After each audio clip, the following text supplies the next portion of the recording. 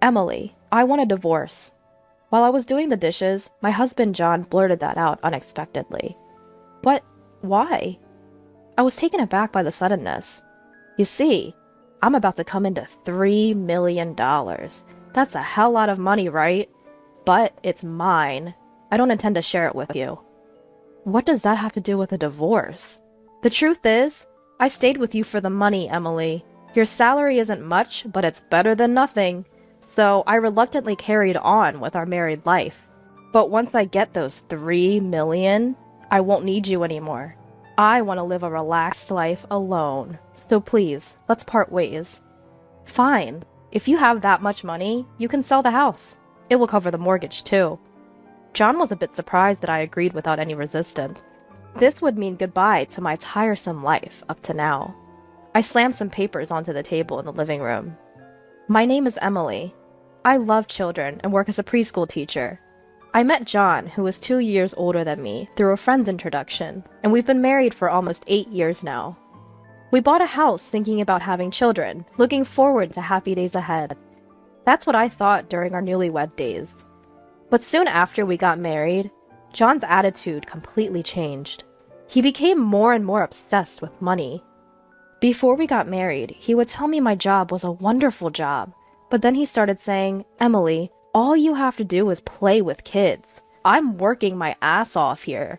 You've got a good gig. I bet they call people like you a freeloader. Those words soon became his catchphrase. Being a daycare teacher is tough too. Each child has a different personality, and above all, we are entrusted with their lives. There's no such thing as an easy job. But he didn't listen and ignored my complaints. I was so frustrated and upset. The reason we don't have children, even though we've been married for 8 years, is also due to this. He would say, if you have time to make babies, you should work more. Don't tell me you're planning to quit your job using a baby as an excuse. We have a mortgage and taxes to pay, you know? What are you thinking? Don't ever talk about having kids again. I was yelled at and couldn't say anything back. Sure, John is older and has a career, so his income is higher than mine. But the gap isn't that big. It's only a difference of a few $1,000s, and yet he acts high and mighty every time. I take pride in my job and feel fulfilled every day. So being looked down upon for such unreasonable reasons was humiliating. John's words pierced my heart, and I would often cry quietly by myself. And lately, John has been saying he wants to be alone more often. In reality, I could live by myself, but I've been sticking with you out of necessity. Don't forget that. Why does he always look down on me? Perhaps it has to do with John's increased overtime at work. It's because you're not working hard enough that I have to work overtime to make ends meet. How about being a little grateful? I was often blamed like this. But even though he's working overtime, it doesn't seem like his salary is increasing. I can tell because I carefully check our finances. But the salary doesn't really change much, does it? Even though you talk big. Maybe that ticked him off, because John got angrier than I've ever seen him before. Who do you think is making this lifestyle possible? If I wanted to, I could dump you easily. Be prepared. He said something that sounded almost like a threat. He wasn't like this before we got married. Since that incident, our conversations as a couple have steadily decreased. Then, one day, something happened that pushed me further into despair. When we visited John's parents during Thanksgiving, his mother served tea and said, "You two have been married for 8 years now, right? Emily, you used to say you wanted a child soon. Considering your age, have you decided on how many children you want?" I thought this was the perfect time to discuss the issue, so I was about to open my mouth. But then, "Mom, we're not having kids. Emily and I talked it over and decided." "Oh, is that so?" "Yeah. She said she absolutely hates the idea of taking care of kids, whether it's at work or home." "What? Wait a minute. What are you saying?" "Mom, can you not bring it up so much? It's stressful for Emily, too." "No, that's not what Well, if that's what you two have decided, it's okay to just be the two of you. It's certainly hard work." With that, my mother-in-law left the room and I was left unable to discuss anything. On the car ride home, I asked, "Why would you tell such a lie? I love children and want them, but you keep saying you don't want them yet." The fact that we can't afford to have a child because you don't work full-time is true. Only start talking when you start earning as much as me. I thought preschool teachers earned more. What a disappointment. I don't like the way you're saying that. From the beginning, I never liked children and I never planned on having them. Children are just a financial burden. I'd rather spend that money on myself. While I was shocked, John just laughed. You should never mix personal matters with work. I knew that, of course, but I couldn't help but dwell on this issue. Children are sensitive to these things. A girl named Amy from the class I'm in charge of approached me. Miss Emily, what's wrong? You seem less cheerful today. I'm sorry, I didn't mean to worry you. I'm fine, I said, patting her head. Amy wasn't the type to stand out, but she was very mature and kind for her age. She must be receiving a good upbringing. You're not fine. You're usually much more cheerful. I don't want to see Miss Emily like this, she said sadly. I felt terrible for causing such a young child concern. Maybe my daddy can help with Miss Emily's problem. He's a superhero and helps lots of people. He's picking me up tomorrow, so I'll tell him. Amy's mother usually picked her up, but she said her father was coming to the preschool tomorrow because her mother was busy. I told her I was fine, but Amy insisted on introducing me. I hadn't really spoken to Amy's father since I met him at the school entrance ceremony, so I was a bit nervous. The next day, as Amy said, her father came to pick her up. Thank you for looking after Amy. I'm her father. I've heard a lot about you from my daughter. I really appreciate that she seems to be having a good time. Oh, not at all. We're the ones who should be thanking you. Amy is a very kind girl. I got the impression that he was a very polite person, but I didn't really feel like sharing my personal affairs, especially because they were quite embarrassing. They were not something that could be easily spoken about. I can tell that Miss Emily is worried about something, so I want you to talk to my dad. Thank you, Amy. I really appreciate your concern, but I understand how you feel. It can be difficult to confide in someone, even if they're a close acquaintance. However, my daughter is really worried about you. If there's anything going on, please let me help. Surprised, I received a business card from Amy's father and saw his title. But looking back, I think that was the moment my fate changed.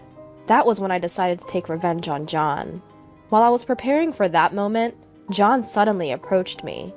Hey, how about we get a divorce? It was after a long time that John came home early and we had dinner together. My hands, which were washing dishes, stopped there. Perhaps he thought I was bewildered by the suddenness. John grinned unpleasantly. You might not like it, but my feelings won't change. May I ask why? A huge sum of money is coming in. Do you want to know how much?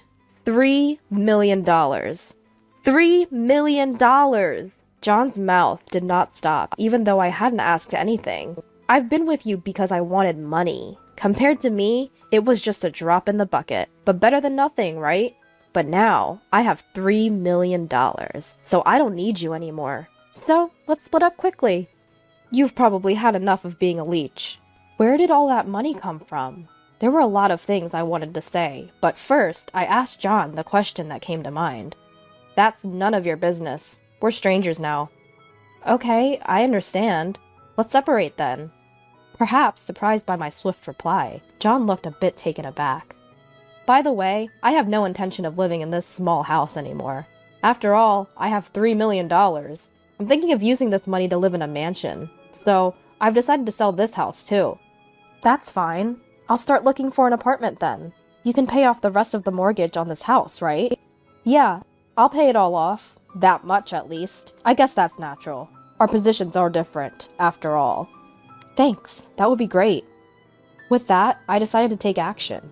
John watched me move briskly with a curious look, and so began a series of busy days, packing and looking for an apartment.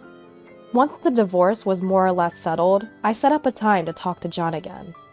I'll leave the mortgage payments to you, John. I don't want to argue about whether I set it or not in the future, so I've prepared a written agreement that includes all these points. Please sign it. Fine, as long as you don't start grumbling about it later. I always wondered why John always had to add an unnecessary remark. A surge of irritation welled up in me, but I managed to keep my temper.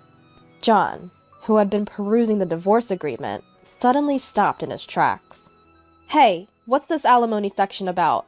Why should I be the one to pay? If anything, Emily, who doesn't work full-time, should be the one paying. You thought you could hide it from me? You're so naive, I replied, calmly laying out some documents on the table. Upon seeing this, John's face turned increasingly pale. Thanks for all the overtime work you've been doing every day. I appreciate all your hard work. You love your job, don't you, John? It must be fun to be with your mistress. There was a photo of John and a woman arm in arm, looking quite friendly with each other. This woman, she's just a junior colleague. It just looks like we're arm in arm. Is this your attempt to catch me out? You're still going to say that, huh? Then how about this? I thrust another photo at him. It showed John and the same woman entering a hotel. I thought this would break him, but for some reason, he lashed out again. This must be a fabrication. Don't you know how advanced photo manipulation technology is these days? Do you really think you can fool me with this? I let out a heavy sigh. I hadn't expected him to be this stubborn, but I had anticipated this and made preparations. This isn't something I took. I think they'll be here soon. Just then, the doorbell rang. John looked flustered, unsure of what was about to happen. I went to the front door to greet them and led them back to the living room. This is my attorney. These evidences were requested from a private detective agency, so there's no way they could be fabricated.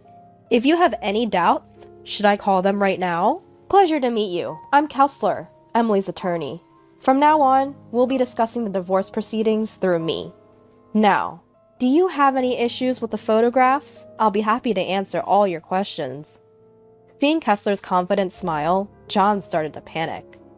It turned out that John's claim of working overtime because he was busy was a lie.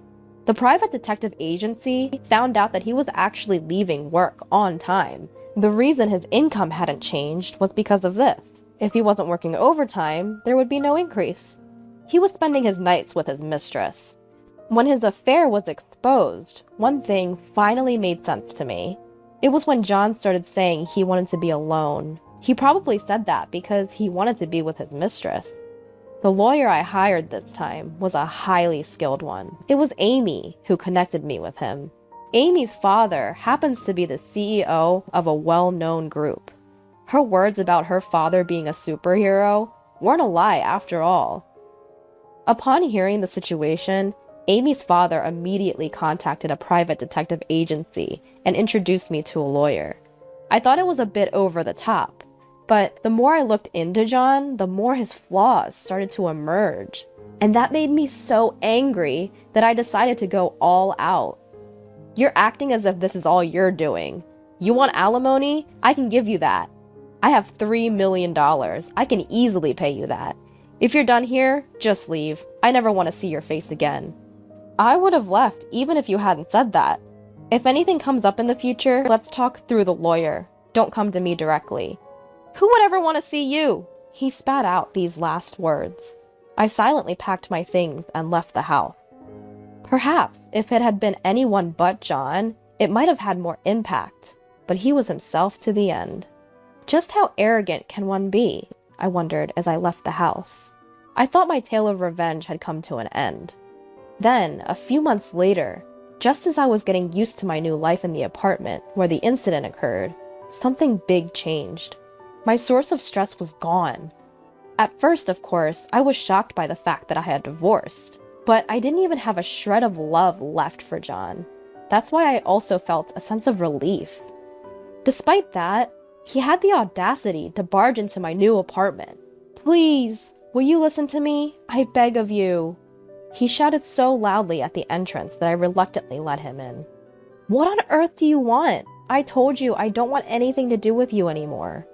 He was smirking as he looked around my apartment. I found it utterly disgusting. Well, you've got a nice place here for being separated from me. If there are 2 rooms in this spacious apartment, I can make one my room right away. What are you talking about? There's no way I'm going to live with a stranger. Don't be so cold. We were once a couple, remember? We've officially become strangers through the legal process. Now what is it you want? Don't talk like that, Emily. It's scary. Well, I just realized that I need Emily. I bet you'd have a better life with me, wouldn't you? You were living in a mansion with your mistress. I guess you were just with me out of necessity. I don't need to be with you. No, that was just a moment of confusion. I need Emily. You're just being stubborn, aren't you? Didn't you tell me you didn't need me anymore because you were getting $3 million? Why don't you find your next wife with that money? No, you're wrong. John started crying all of a sudden.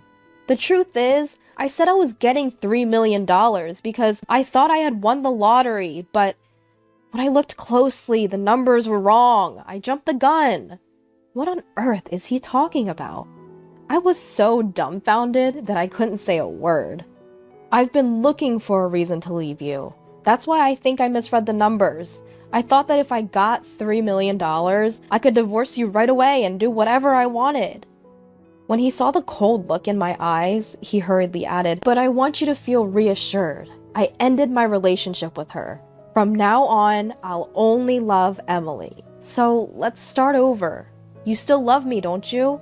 What are you saying? I don't know anything about that. You can do whatever you want.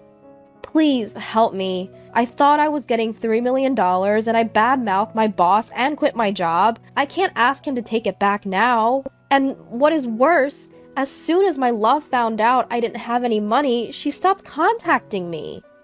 It seemed like John was abandoned by his mistress. Of course, no one would want a man who was divorced, jobless, penniless, and homeless.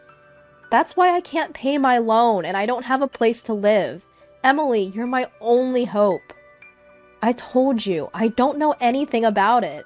If you stay here any longer, I'll take appropriate measures. Did you forget about the pledge you signed when we divorced? If you break your promise, I'll claim 5 times the alimony. That's enough! You? John, in a fit of anger, raised his hand. Is that what you're going to do? If you lay a hand on me, I'll call the cops right away. You could be charged with assault.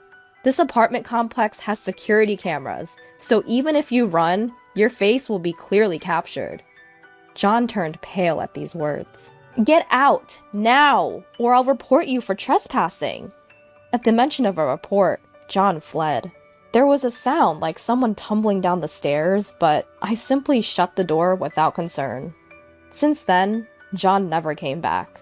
Later, my in-laws came to apologize to me. They seemed not to have anticipated such a situation. When I asked them about John's situation, they told me he had fractured his leg falling down the stairs that day. He had to be hospitalized for 2 months, which caused his expenses to pile up. However, he also had a mortgage and alimony to pay me, so he needed to find work as soon as possible. He begged his boss to let him work from home and rescind his resignation, but he had been quite rude when he quit, and they wouldn't let him come back. My in-laws fronted the alimony, so he also had that and the mortgage to repay. He's going to have a tough time. He really brought this on himself. Once things had settled down, I went to visit Amy's house.